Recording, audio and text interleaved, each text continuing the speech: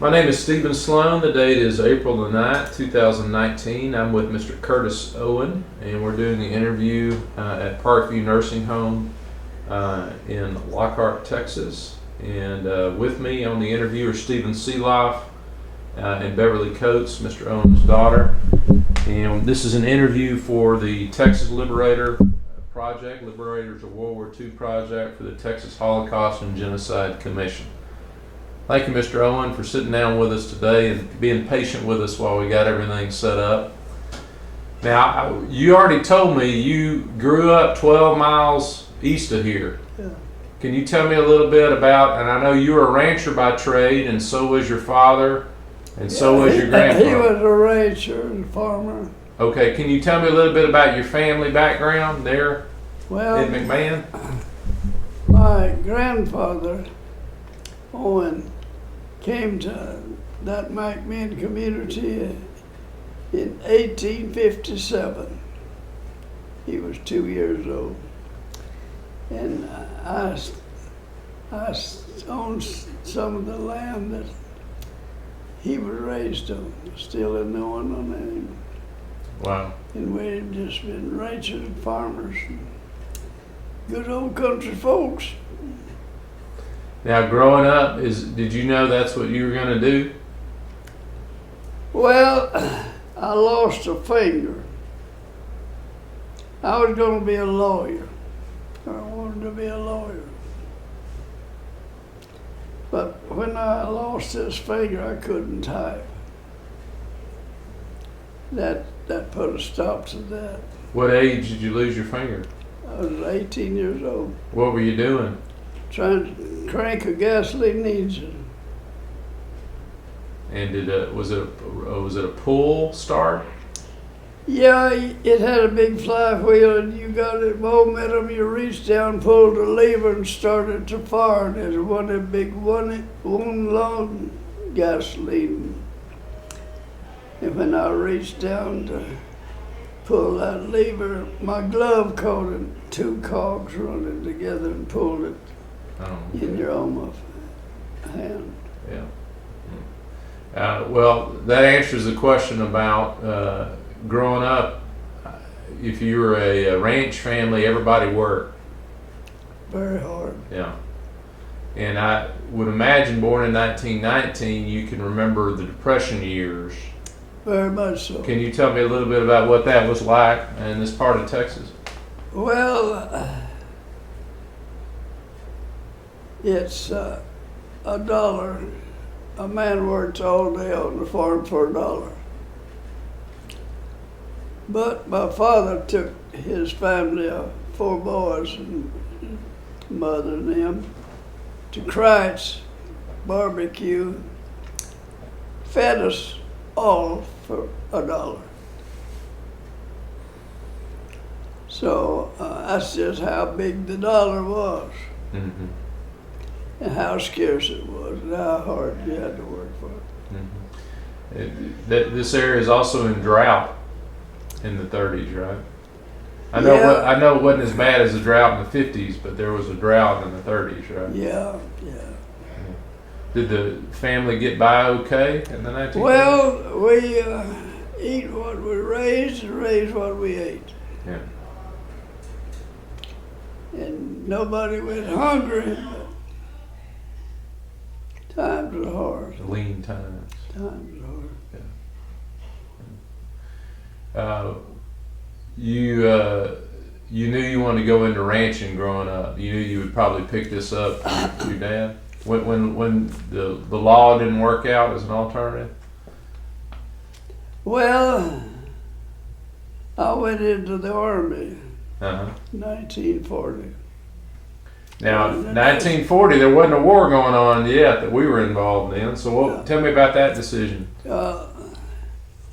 My family doctor was head of the medical detachment unit here at Lockhart, and he talked me into joining the National Guard. He needed some recruits, so I joined up in 40. I'd been in the Army a year when the war broke out. So did he talked you into doing the medical route in the Army? Well, yeah, he wanted me in his units, you know. He took care of the wounded. Went right with the fighting soldiers. Well, tell me a little bit before we get to the war, your experience in the Army there in the National Guard. Tell me a little bit about that. Where were you stationed? What were you doing? That sort of thing. Well, you see, Roosevelt mobilized the National Guard 25th of December 1940. All the National Guard in the United States was incorporated into the regular Army. And we were badly under-equipped and under-trained. And so Roosevelt was the president. And banks were going broke on all sides. And he shut the banks down and brought out FDIC. That's one of the most wonderful things Roosevelt ever done, is stabilize the banking business. And so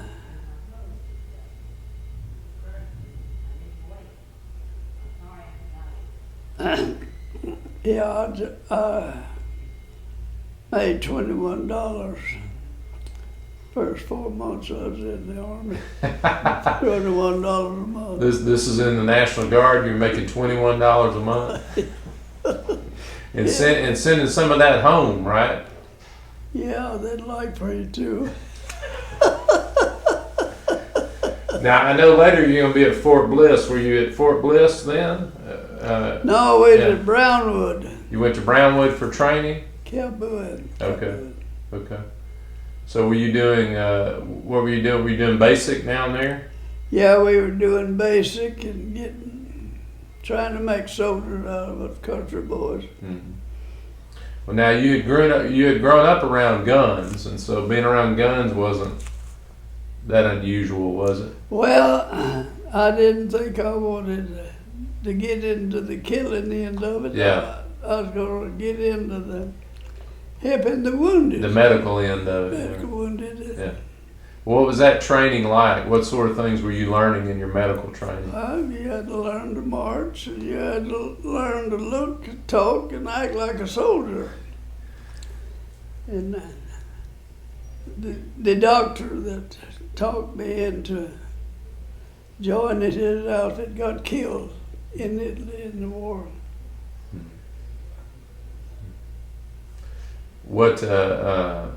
Let's take a break just a second. Sure. Okay. All right. So you did your basic down in Brownwood, and then you were stationed out at Fort Bliss, right, in El Paso. Well, they sent me there for 2 months training. Okay. William Bowman Hospital. Were you doing specialized training out? Technician. Okay. How to run an aid station. How to take care of the wounded. And that was general triage and how to deal with wounded coming off the battlefield. Trying to stabilize them to get them to get back to field hospital. Is that some of the techniques? Yeah.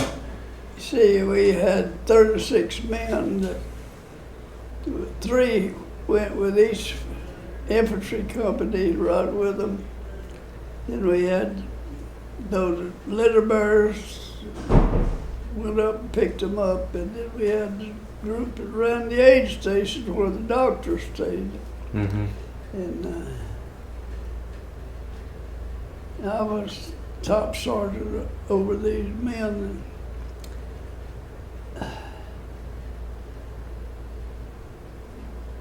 Scared most of the time. Yeah. I would imagine once we get into action, you really were scared. What was? Tell me about Fort Bliss.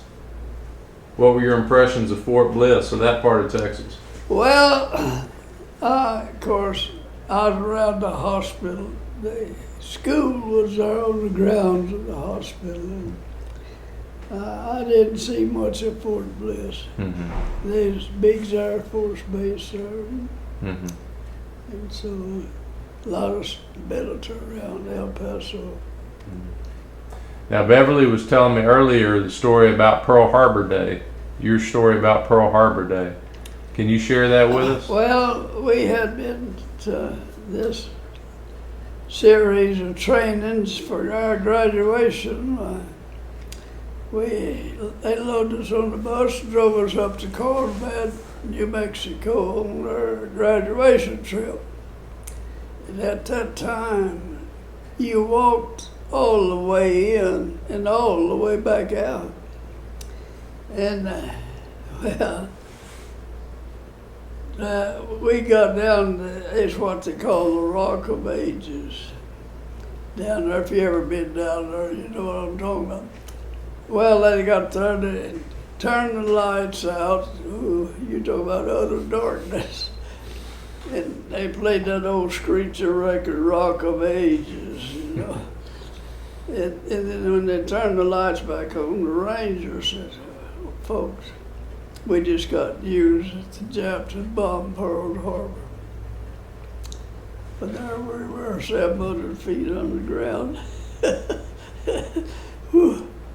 Yeah, Beverly said that one of the people that was with your group had a son stationed in Pearl Harbor in the Navy. What was your thought and your feeling when you heard that news? Well, we knew it's coming. We just didn't know when. Because we were helping Russia fight the Germans, and so we knew we'd go get in sooner or later. Yeah. I guess since you'd been mobilized for about a year, then you knew it was heading toward war. We was in El Paso, and you could get in street clothes and go across to Juarez. But the only money they'd let you take across was $2 bill. Somebody had counterfeited all the American money except the $2 bill. And that's all the money they'd let you carry over there. Well, how much fun could you have in Juarez on $2?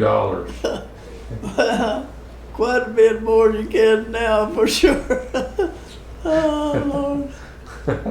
Well, you get on a streetcar ride over there for a dime or something, you know. Mm-hmm. Yeah.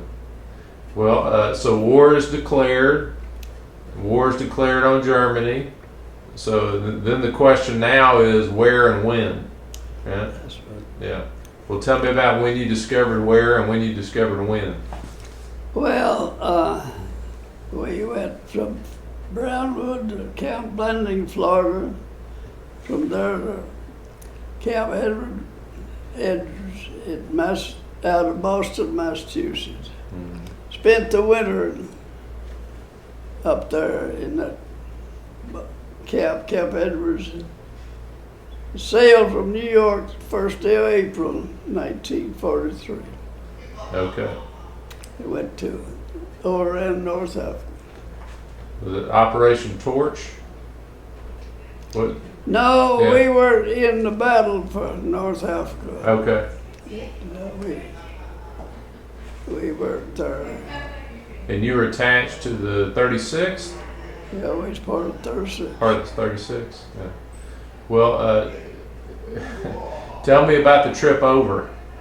You'd never been on a ship, had you, before?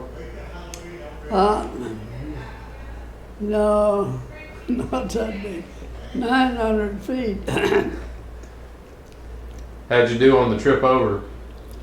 Well, it depends. A lot of people got seasick. Yeah. But I told the men, I said, don't worry. I said, we're now going to be over 2 miles from land any time we cross it. 2 miles? I said, yeah, straight down.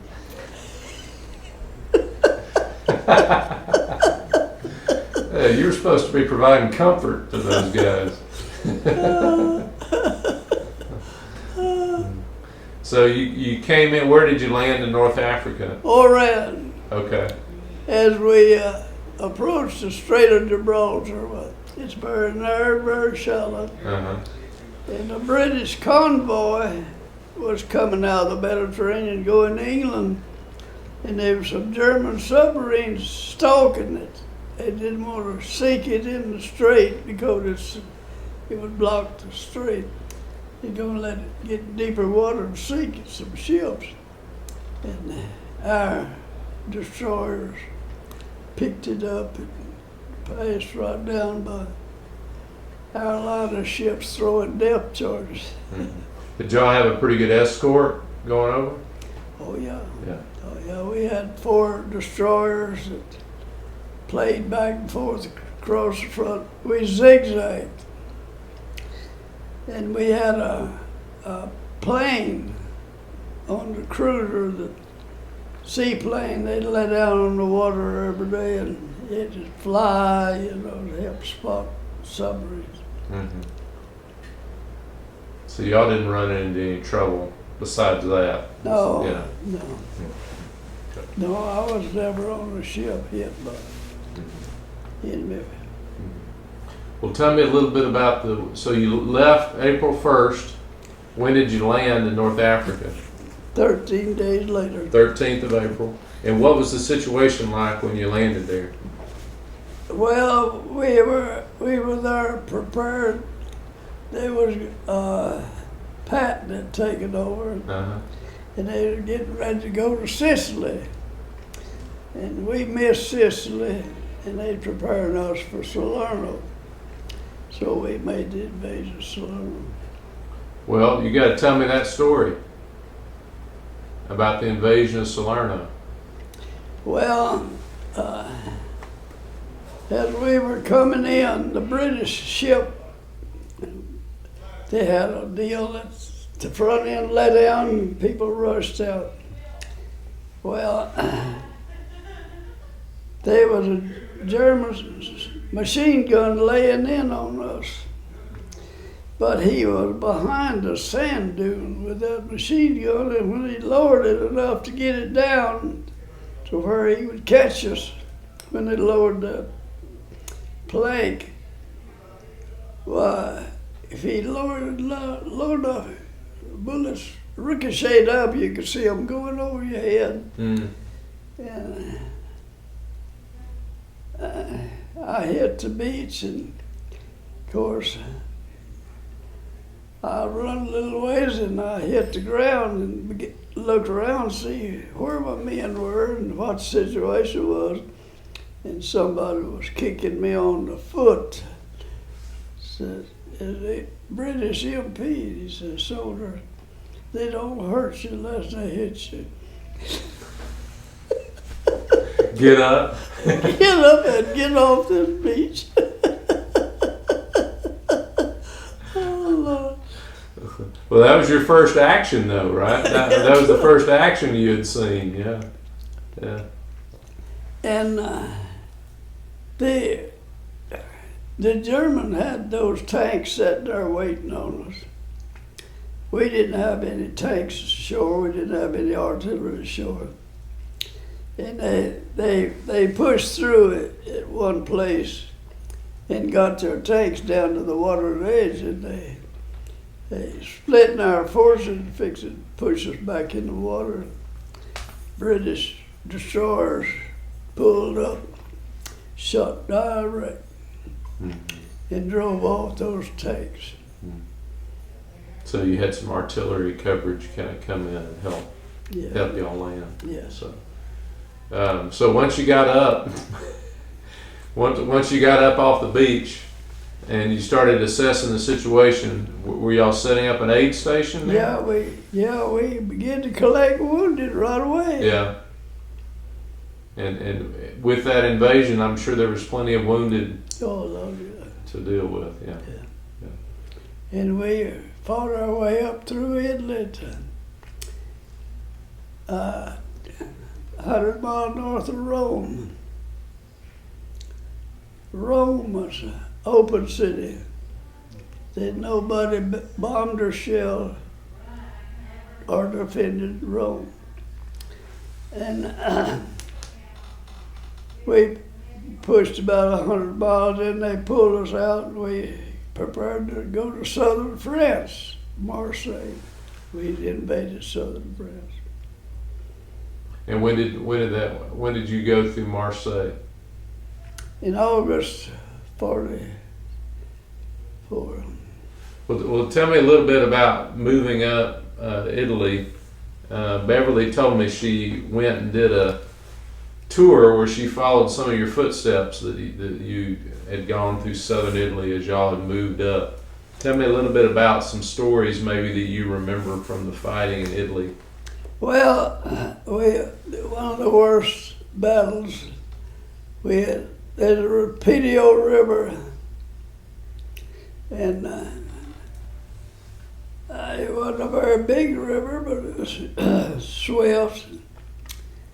And our general didn't want to try because they had dug in and the other side as well fortified.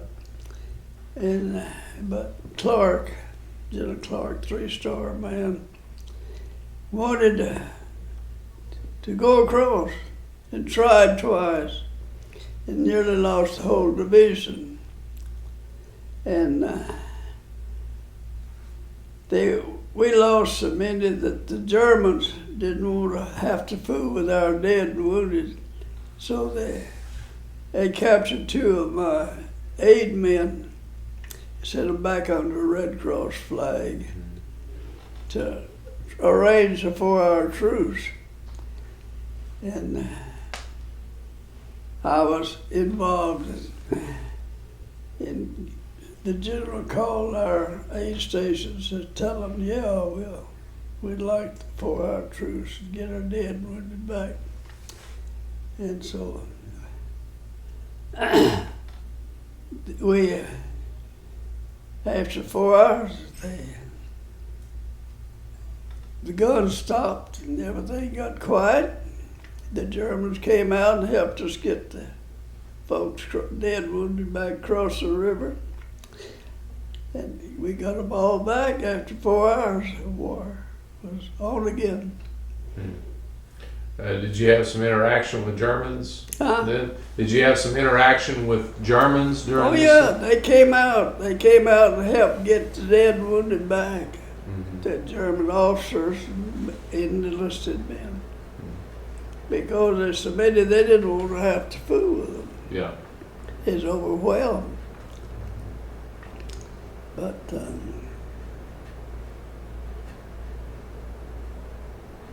and then war was back on again. back when Well, I found out that the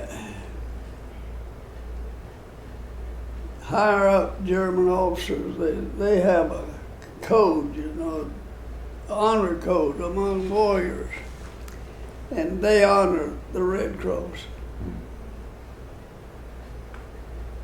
they respected their neutrality and what they were trying to do.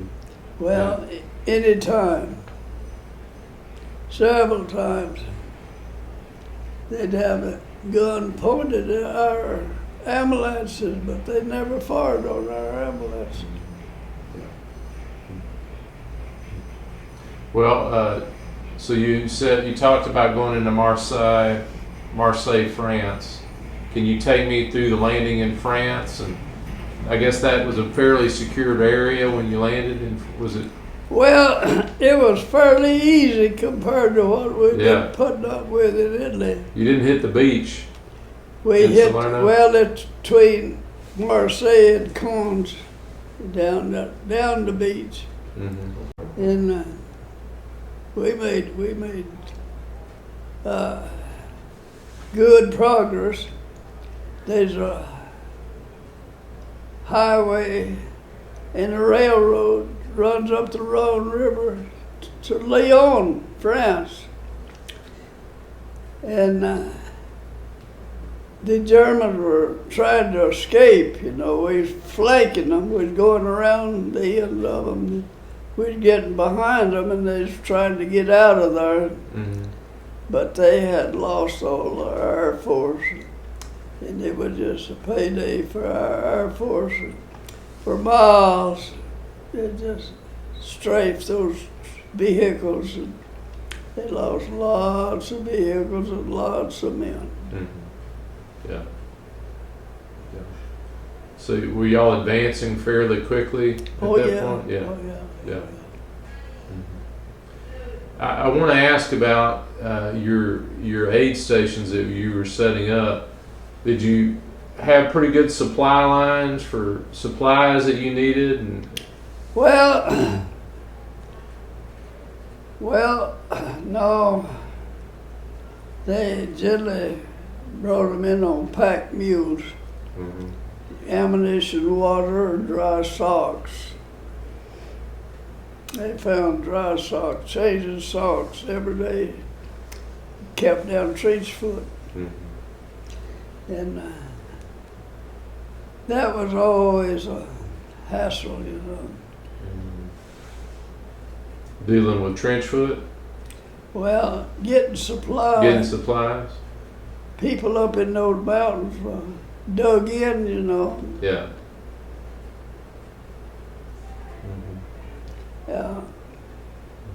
The doctor stayed at the aid station, and he got them patched up the best he could, put them on the ambulance, sent them back to the hospital. Well, usually there was a field hospital within a few miles behind you. Well, it was out of danger of artillery back there, where they could set up on a permanent basis. Had your training done a pretty good job getting you ready for what you were dealing with in the field? Yeah, I think so. Mm-hmm. I think so. Yeah. You didn't end up becoming a doctor or going into the medical career? Well, no.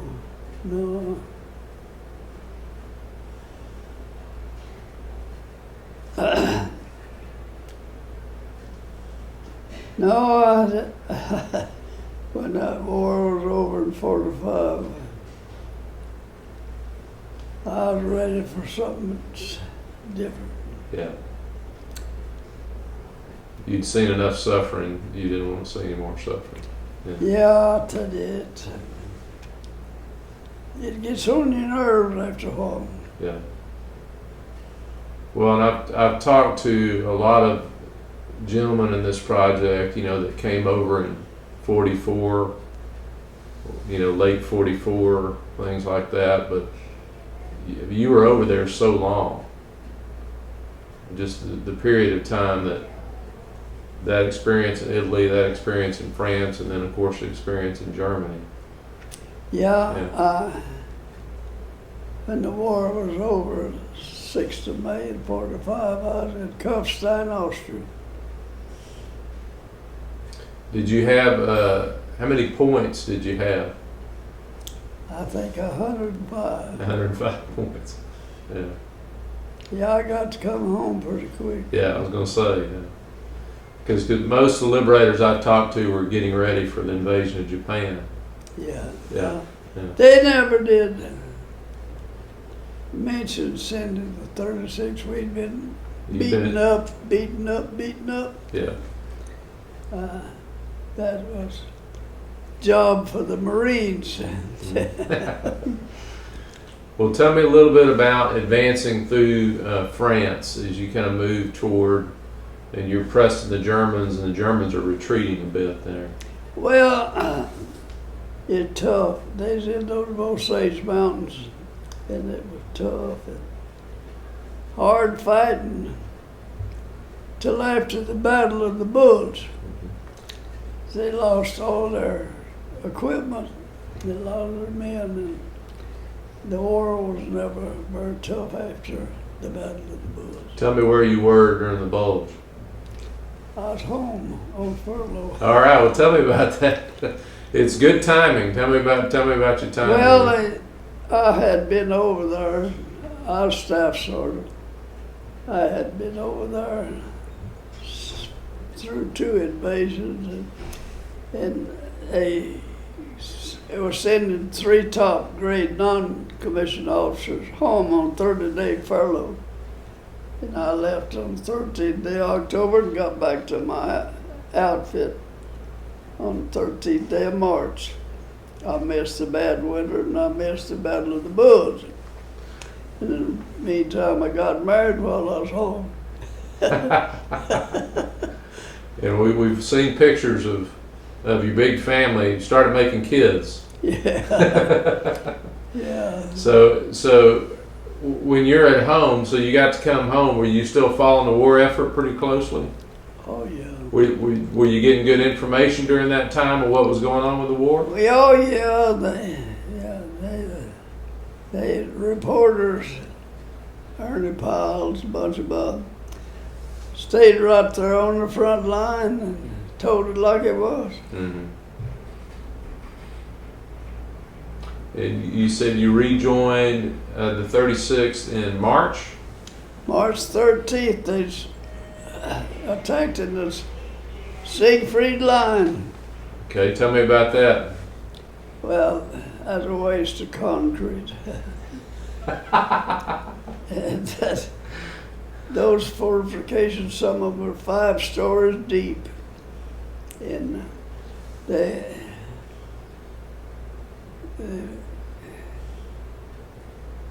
French had the Maginot line and the German had the Siegfried line.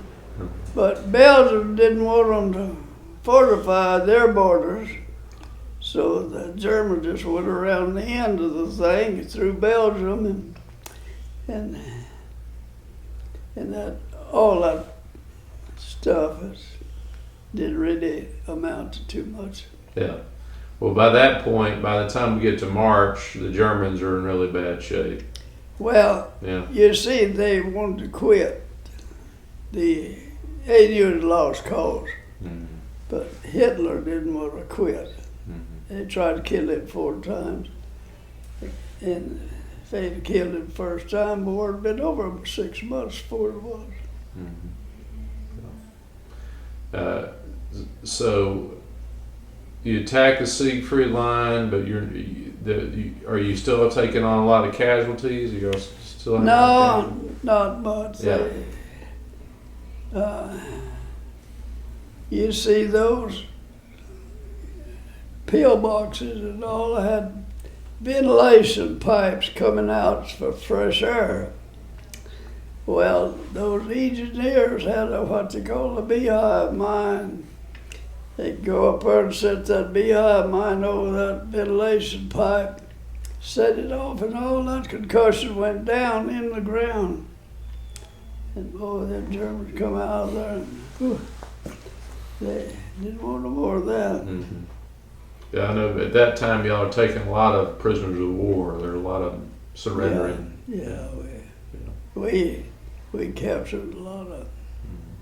Were you offering any aid to some of those soldiers at the aid station, to the captured? I don't know if y'all were working with any prisoners of war that were injured or sick or. Well, if they fell in our territory, we take care of them. Mm-hmm. Yeah. Of course, you didn't speak German, did you? No, but we had oh boy, could speak German. Mm-hmm. And so you were probably even hearing from them what shape the enemy was in during that period. Yeah. The old boy from Lockhart was my interpreter, Louis Bartlett. Oh, really? Did you know him growing up? Yeah. Yeah. Well, that's neat. Well, tell me a little bit about, of course, the focus that we're here today. One of the things we want to talk about is the liberation of Dachau. But I'd like to ask, before we get to that, if you had heard of these camps or you'd heard news of camps like this, if you'd had any experience with them before we get to Dachau. Well, I don't really know where those labor camps were. I was in one. I got this book written by Buddy, and we went in one and saw the hundreds of the people that starved to death, and but we had some pictures, but we can't find them. That was Dachau, right? Yeah.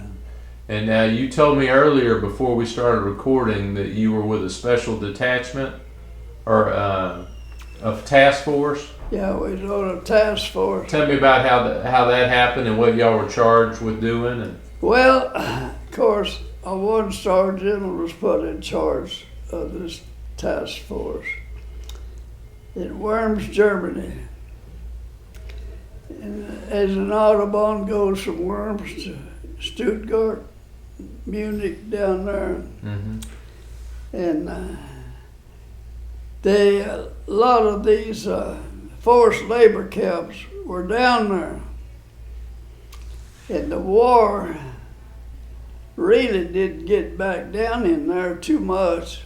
We captured von Rundstedt, that field marshal. We captured him down there, and but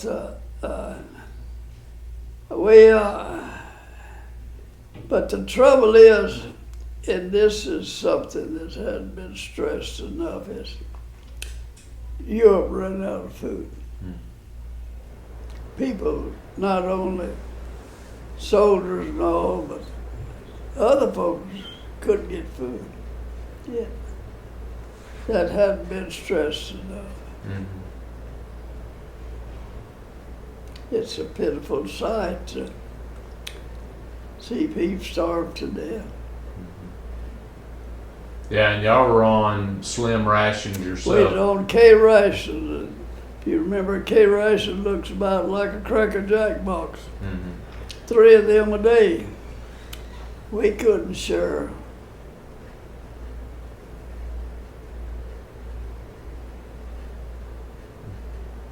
Well, tell me about what you saw when you went into Dachau. Well, you see the tanks that went first, and of course, when the tanks approached, the German guards turned the ovens off and fled. Of course, when I got there with medics, we was always on the tail end of any column. Why? The ovens were still hot. But those people had walked up into town, little town Dachau, and I knew that some of those Germans had some iced potato in their cellars. Potatoes down in their cellars, yeah. So I found a Pole who could speak English. I don't know whether he was Jew or just what it was. I found that he could speak English. I told him, I said, you go there and tell those German women to boil you some potatoes and give you something to eat. I was just staff sergeant. I looked around, there wasn't nobody else with any authority in sight, so I said, I just took it on myself. And they did, and later on that day I came back through there. They had got something to eat. They stripped off those striped clothes and put on those German clothes. From top hat to morning coats, and then found some schnapps or wine, and they were drunk. So they took off their prison clothes and they put on got some clothes from some of the German civilians. Yeah. Well, now, do you remember well what the oven looked like and what the camp looked like?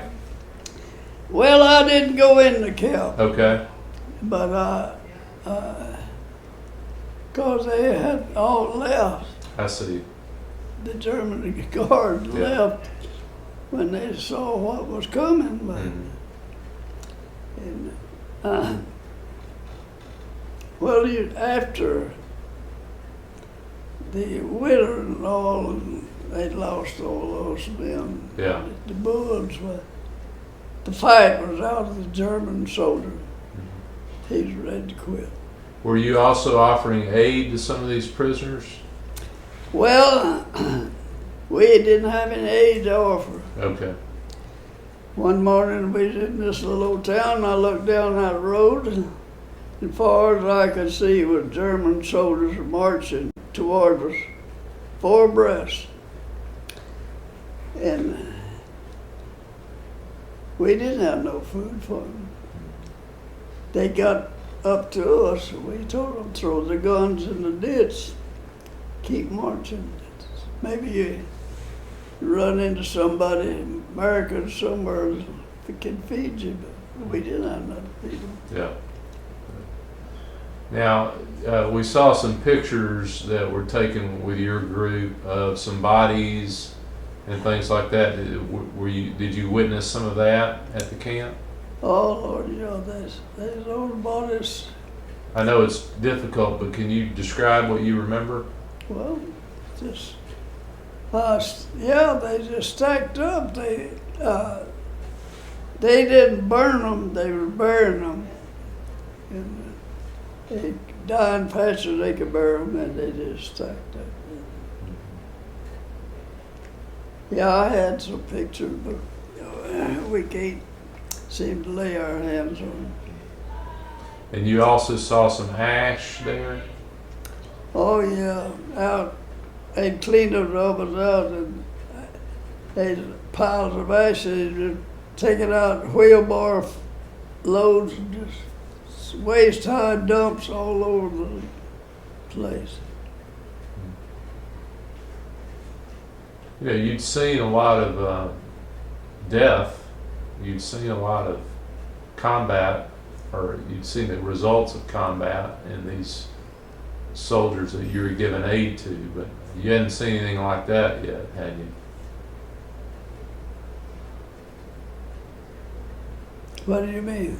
Well, you had seen a lot of damage that war could do when you were offering aid to some of these soldiers, but you hadn't seen anything like you'd seen in these camps, I guess, before that point, had you? No, they was running out of food, and that didn't hit till in 45. There's a German guy later on. He married an American woman in the army stationed in Germany, and they married, and he moved to the United States, and he ran a little store at McMinn. And I asked him one day, I said, how old were you when the war ended? He said, 6 years old. I said, what do you remember about that war? He said, what I remember, we all like starved to death. Yeah.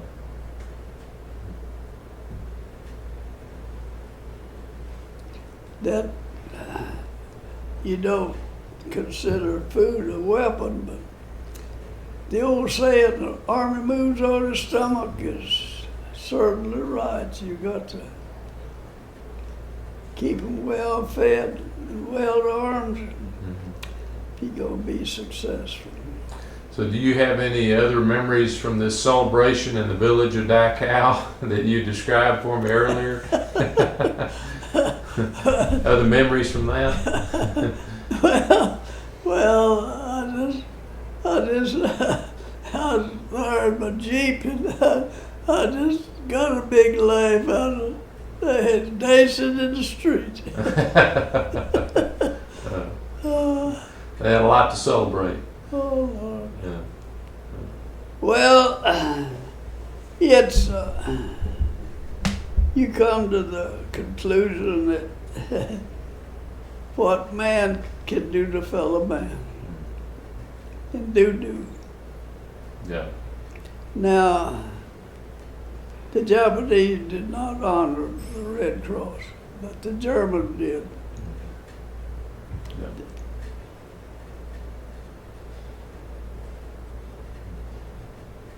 So there's a lot happening in March and April. So that was a busy time as you came back and were right involved in the war again after you came back from leave. So where were you when surrender happened? I was at Kufstein, Austria. And you remember what you did? Put on German clothes and get some schnapps? I'll tell you a story about we got pretty choice about. We come to a place and we wanted a place to set up an aid station. We had to be where you could black out. You had to work at night, and we'd run those folks out of their homes. And those women would be crying, going, "Oh, what are we going to do?" And I learned little German. Schlafen in the Feld. Go sleep in the field.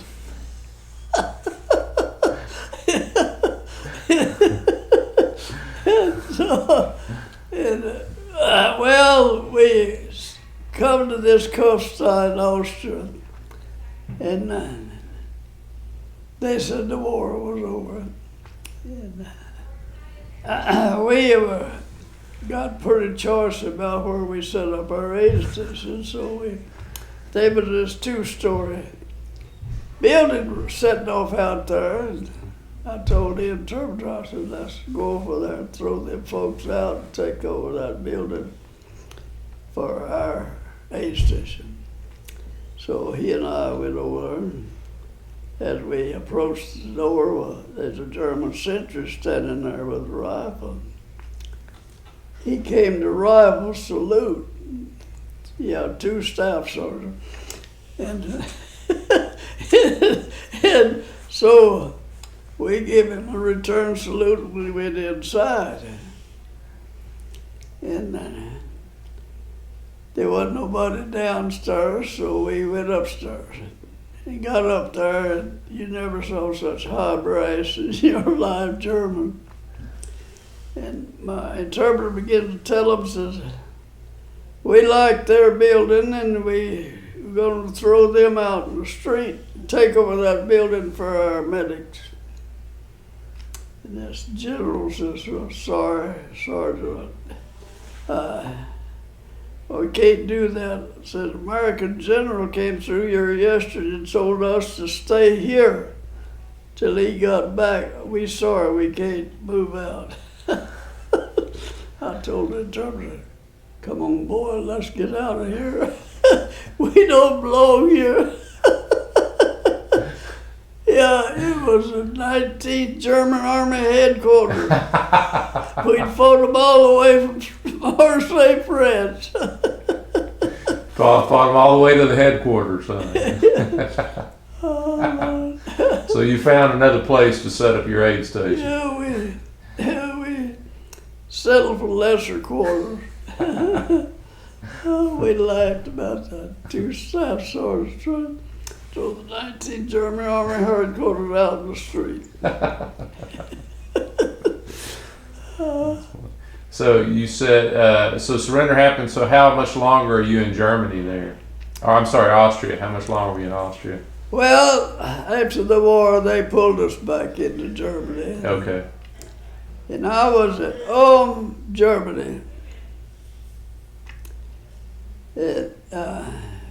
When I was at home for be discharged, I noticed home Germany was that's a home of Field Marshal Rommel. Mm-hmm. And there's a church stood right in the middle of town, and there's railroad yards all around. And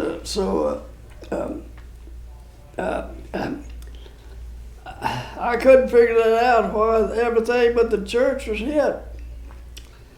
So I found a boy in the bomber Air Force, asked if he ever bombed home Germany. He said, yeah, several times. I said, tell me, why every building in town knocked down but the church? He said, that was our target. We See it? I said, I figured that. Yeah. Yeah, it tells how good an aim they were, huh? Oh, Lord. So tell me when you stepped back foot on Texas soil. When did you get back? I said, I went across the Red River. I said, we're back on American soil. So when was that? About 1st of August. I see. Okay. Yeah. When you got back. And as we already talked about, you had enough points, so you were able to go home. Yeah. Yeah.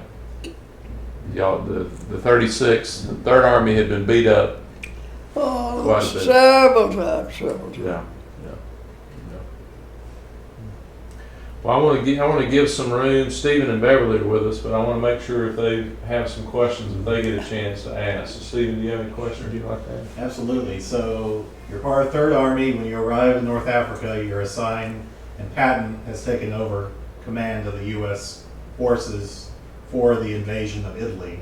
And you must have served for quite some time under the general command of Patton. I was never under his command. Never was. And he was quite a character. That's what I was going to ask you about. And the Germans, they always had one question: where's Patton? Where's Patton? And they feared Pat more than any of the other general officers. Mm-hmm. But Patton, he didn't have any mercy on man or machine. Mm-hmm. When he said this, and here's something that maybe a lot of people didn't realize, that when the war broke out, they rounded up all the Japanese people in California and put them in internal camp. Mm-hmm. Well, some of those young Japanese boys in California begged the authorities to put a uniform on them and give them a gun, they'd fight for the United States. And we had 2 battalions of Japanese soldiers, and they fought right with us, Mm-hmm. and they was good ones. They were. I think the most decorated unit was one of 442nd. That's right. And yeah, Patton had a bad situation. He called for the 442nd, and here we'd go.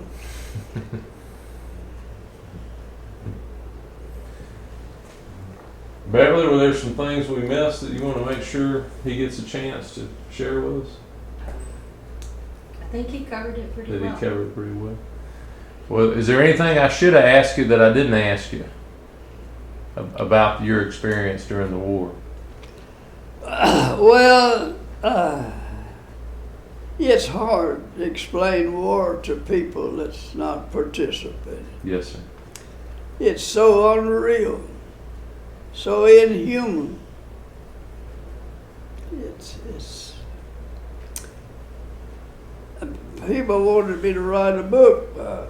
My buddy Tom Hazen wrote a book about it, but he was a high school professor, and I said, you can't explain war to people that haven't participated. It's so inhumane.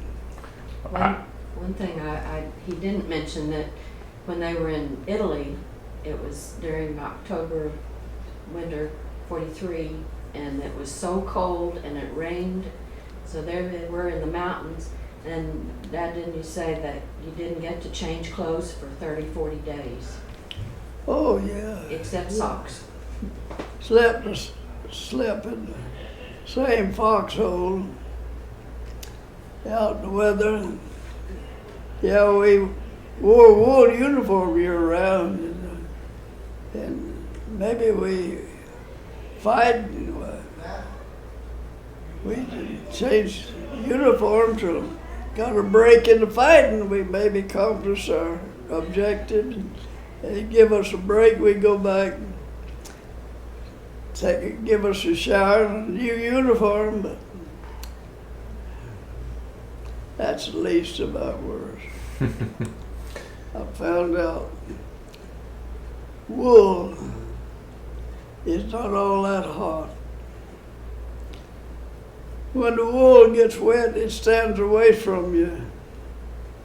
When cotton gets wet, it clings to you. Mm. So in hot weather, you'd think you'd burn up in wool, but it's just as cooler than cotton. Well, I can't imagine how nice it must have been to be back on the ranch after all that. Well, yeah, it got on my nerves at the end of that war, and it took me a while to settle back down. Are there times that it would come back to you? Just memories of the war? Oh yeah, you'd hear a screeching sound, you duck and dodge, like sounds sort of like a shell coming in. Mm. Yeah. Yeah, then you got to remind yourself where you are and that everything's all right.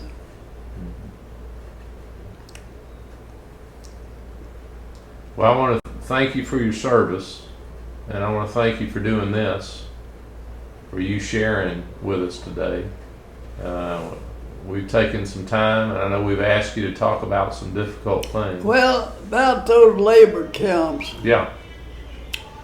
I don't know how many there were, but that's where they didn't burn them, they buried them. And they just dying faster than they could bury them, and they just stacked up. Yeah. Yeah, I cannot imagine. And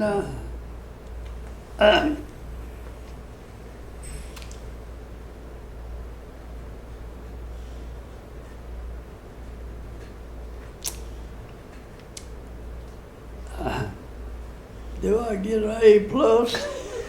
Yeah, you think I'm giving you a grade? No. I want to thank you, Mr. Owen, for sitting down with us today. Thank you, Beverly, for arranging this. So.